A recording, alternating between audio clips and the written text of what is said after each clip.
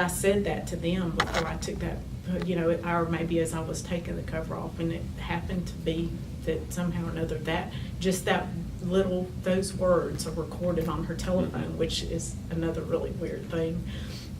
But whenever it was all over, then we heard a man just like almost immediately, like out of nowhere, a man's going, "Are y'all in there? Are y'all okay?" And the kids thought it was our neighbor Clayton, and I'm thinking if we're looking up at the sky, Clayton and Diane, they're looking at something similar to what we're looking at. There's no way it could have, and I know it could have, but in my mind I'm thinking if this happened to us, it happened to them too. And so then we thought it was our neighbor Jack that lives around the road from us, and it wasn't him, it was just some man, and his name was Bobby Thornton is his name. But he, whenever he came in, and he said that we needed to get out real quick, he said, because he said, "You've got a gas leak," and it had pulled the gas tank away from the house. So as soon as he said that, I smelled propane like immediately. Had not smelled it at all until he said that. And so, but he had to like bang on the door, like beat the door to get it open to get us out, and he picked her up. And she's the most standoffish child. She doesn't get comfortable with people real quick, but she was like, "Take me, here I am."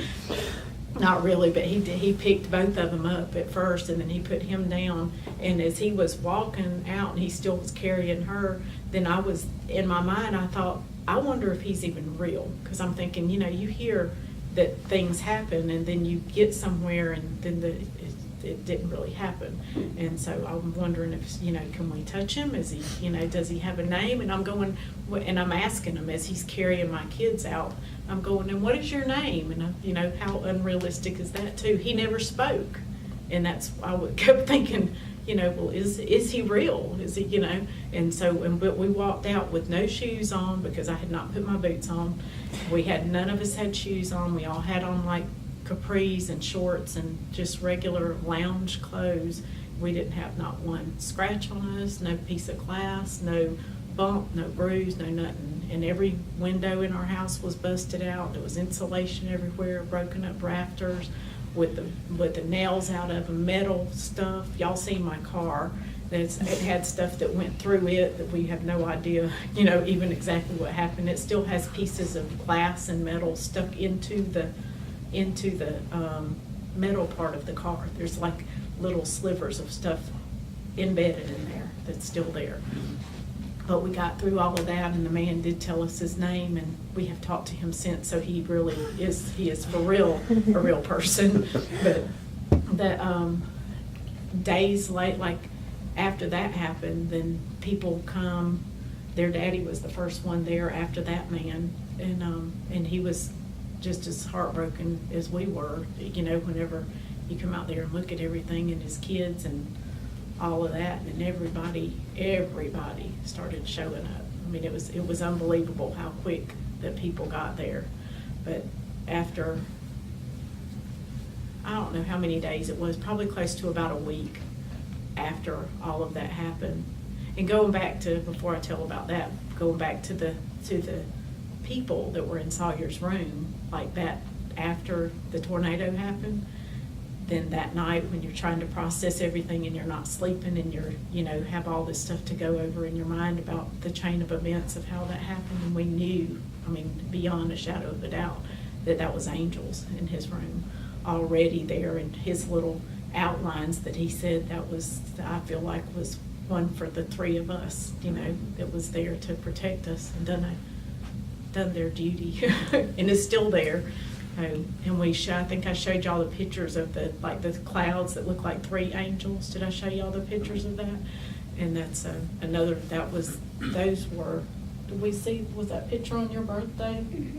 Wasn't that, I think that was from our porch on her birthday, because her birthday was the Wednesday after the tornado, her official birthday.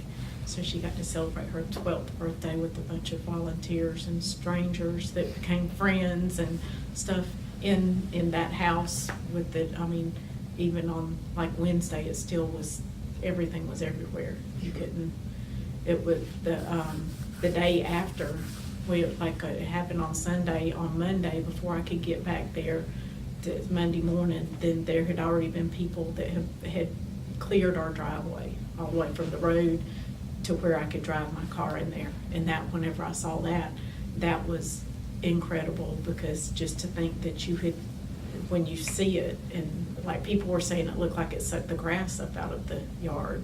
And then whenever you go back the next morning and you can drive your car in there, it kind of gives you a little bit of more of a perspective as to that this can happen. You know, we can get somewhere, and it can get better. It's not, you know, this is workable and doable with everybody's help, like y'all's. I mean, y'all just add to the, like y'all are stacking on with everybody else that has helped. In the, probably about a week after, when people were taking, we had like everybody from our church and a whole bunch of people came and I didn't have to take anything out of our house, which was incredible because when you see your kids' stuff there and it's messed up, and that's another issue, but to have people to come in there and box all that stuff up and take it, that took a huge burden off of me, maybe not off of them, but that was another big thing. But whenever they finally got into my bathroom, that was like the last room for them to get into, then they called me back there after they got in the door, because the door was like jammed shut. There was stuff stuck, like some of the rafters had broke and were actually blocking the door on the, it just was all messed up there. I don't either. I think who and that guy that came to get us out, the door had like pieces of sheetrock under it, remember? Yeah. And that dude just like, boom, that door flew open. He meant he was getting us. But when they opened the bathroom door up, then they called me in there, and there was a Bible verse that was hanging up there. And it was and that was not the bathroom that we were in, but it was the bathroom on the other side of the house. And Savannah and her friend had written it on Friday, and it's Psalms 1, verse 4, about his faithfulness. And I'll show y'all a picture. Cover you in his feathers. And Aren't you wearing the shirt? oh, I am wearing the shirt. Can you see it on there? Here. That's my verse. Do you have it? Yeah. But that Bible verse, she wrote it on a piece of cardstock paper her and her friend had, and it was upside down in there and had hung there for that whole entire time. And we left that Bible verse up there until the very last thing was taken out of the house. And I still have it. I put it in it's going to be the first thing to go back into our house in a frame. So just like it is. So it's kind of a little ragged looking, but it survived. And we've had lots and lots and lots of help with everything. I mean, everything from the time that the people talk about, oh, y'all, you know, I'm so sorry and all that. And we just have to tell them that when the tornado hit us, as bad as it was and as terrifying and everything, we honestly were never scared when we were in the tub. We didn't know. We get scared now a little bit about the weather, but before that we didn't. We were not scared. Maybe it happened too quick to get scared. I don't know. But since then we've had people that's donated stuff, donated time, money, materials, people like y'all selves that's come down and helped, and not just us, but like all the tornado people. That it's a huge, huge blessing to have y'all and others to do what all y'all have done. And we know that it's all, everything that hit us with a blessing, because there's people that we didn't realize loved us like they love us, and people in the community that we didn't realize, you know, done the things like they do, and it's been a huge blessing. I remember it might have been a week or two after the tornado, we were still staying with Nana, and that time that thunderstorm came up, that was really scary. It's still kind of scary. We can't help it. Thank you very much for sharing. Thank y'all for all y'all do. It's Our pleasure.